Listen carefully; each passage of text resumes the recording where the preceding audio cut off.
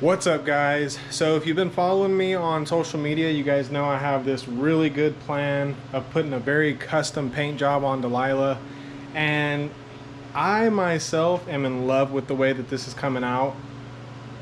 We got a lot of work, We have white side skirts, front bumper, rear bumper, black fenders, and a gray body. This thing needs to all be one color before I can lay anything else down airbrush wise.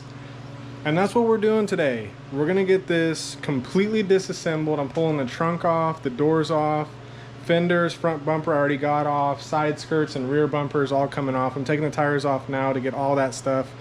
But we're about to make this thing all one color finally after 4 years, and I couldn't be more happy.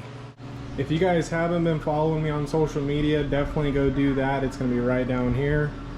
But this is some of what we're planning on doing. Now, I'm not going to give you guys the full idea until we get the base coat laid down and I can start actually fine line taping everything on. But this is the start of what we're planning on doing.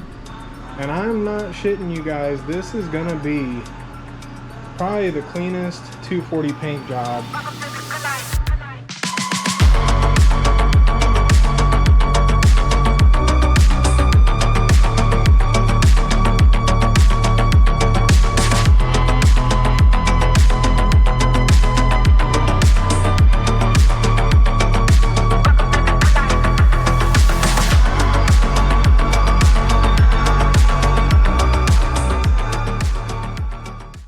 Alright, I went through the whole process.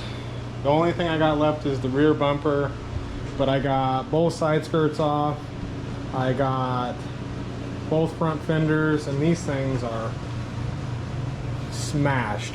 Like, I don't even know. I'm about to just put some paint on these things and call it good. Side skirts, I'm gonna take some time on because it's the Origin kit. Front bumper, rear bumper's Origin. Those fenders are Duraflex. But I'm gonna go ahead, get this rear bumper off. It's the last thing I gotta get off. Well, actually, I'm gonna pull the trunk as well. The doors, I might wait till I can get everything sanded, everything done. And then I'll pull the doors, mask everything off, and then start going to town on this thing. It's been long overdue that this has had to happen, and you know, I probably picked the wrong time to do it. The season's already in full effect. But I just can't keep looking at this car in this color, the mismatched, patch looking color. I can't do it anymore.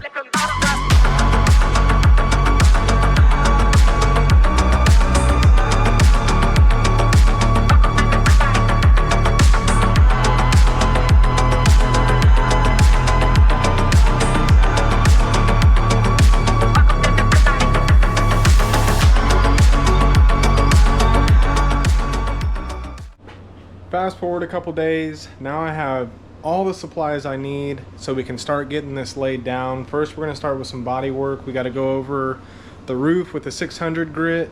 I'm going to do it with 600 so we can have some of those sanding scratches and give this inner coat something to bite onto so it adheres to it better.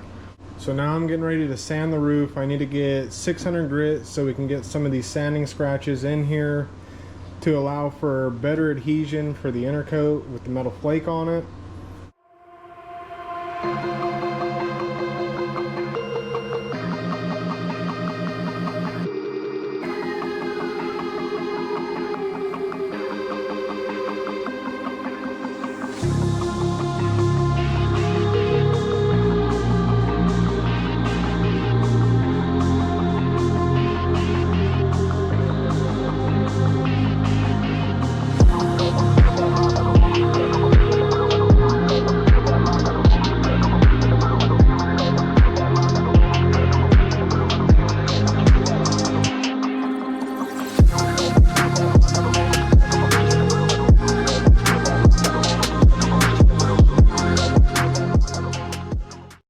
Now that we've gotten this sanded down with 600 grit, I'm gonna go around, mask up all the windows, the trim moldings, get everything masked off, and we're gonna lay down some flake Once we lay down the flake, it'll be on an inner coat, clear coat. Basically, it's like a candy mid coat is basically what it's going to be.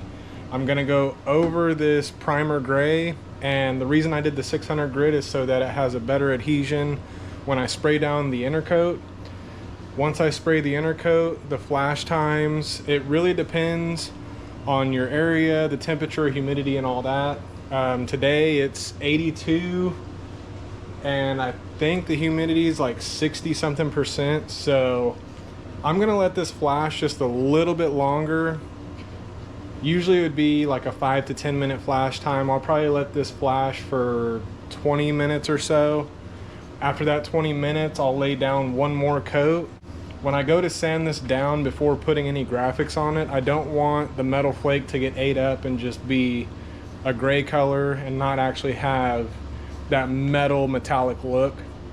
So I'm gonna take a mid coat, basically a second pretty wet coat over everything, let that completely cure up, and then once that's cured, we'll go back over it, sand it with probably another, I'll probably do it with 1000 grit just so it can stay really smooth, and then go down to an 800 to give it a little bit more of a coarse finish. So whenever I go to lay down all the airbrush graphics, everything will line up and everything will be even and flat.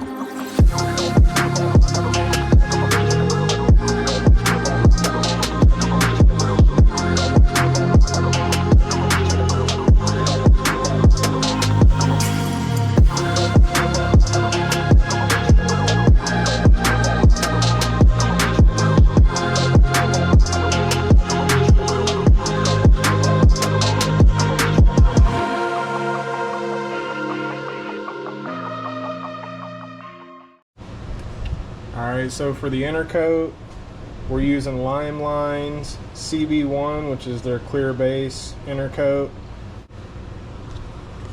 Now the mix ratio is 1:1, so we're going to be here. I'm going to go ahead and mix up to the 2 to start with. So it'll be 2 on the inner coat, 2 on the reducer.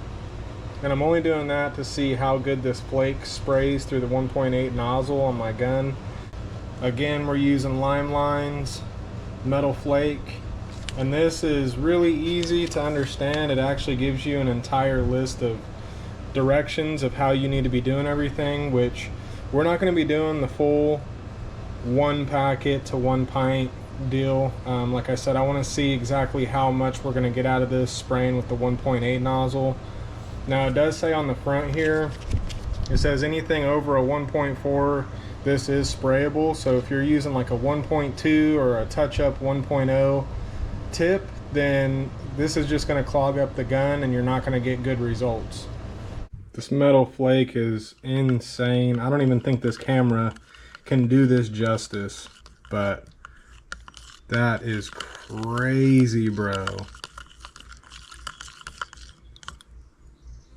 This is gonna look insane.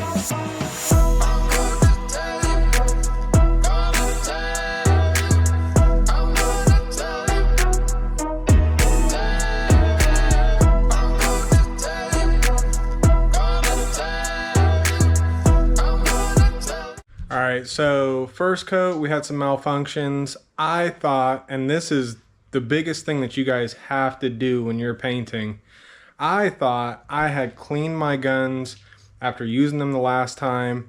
Turns out my 1.8, the gun that I'm using, the spray gun that I'm using right now, still had primer from when I did the engine bay on the 240. So make sure after every time you use your paint gun, you take it all the way apart and clean it out. If you don't, and you go to spray a day, 2 days, doesn't even matter. If you go to spray after doing that and you didn't clean everything, you're gonna have a lot of issues. And my issue is that I couldn't get the fluid to spray consistent. So some spots have a lot of flake in it, some spots don't. I'll show you guys. So you can kind of get an idea. You can see where it's a little wet in some areas, dry in others, and it's not really consistent. There's not a lot of flake in it so far.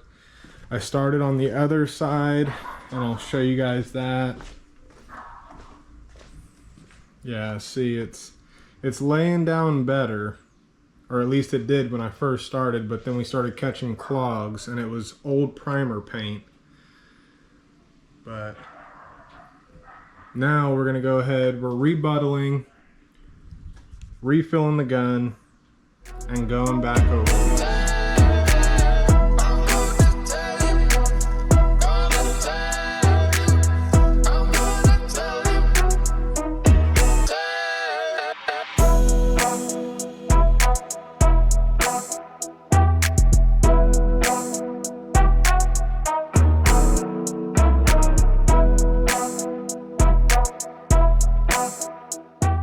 Bro, what in the world? Okay, I knew it was gonna look good. Metal flake always looks good, especially applied right, but man, talk about a new vision for this car. That is insane. All right, no more fangirling over here. I got to get the clear coat on this, 3 coats. First coat, I'm going to do just like a light misting. Second coat, I'm going to go a little bit heavier. Third coat, I'm going to lay it on really wet. I need to do this, if you don't already know, when spraying metal flake and you're planning to do a fine line design on top of it, you have to get at least 3 coats of clear coat on it. So when you go to sand it down after laying down those coats, everything will be smooth, and whenever you lay down your fine line, it will actually turn out really good. There is one extra step that I am going to be doing after the fine line, but you guys are going to have to wait to see that.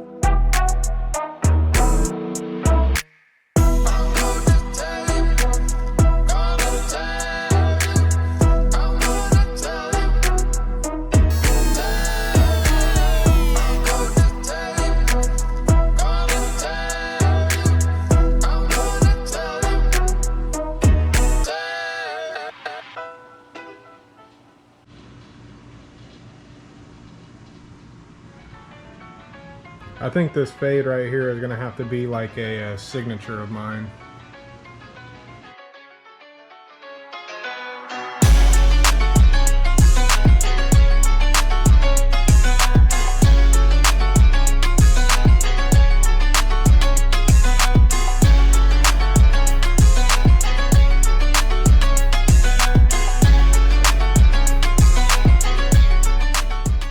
All right.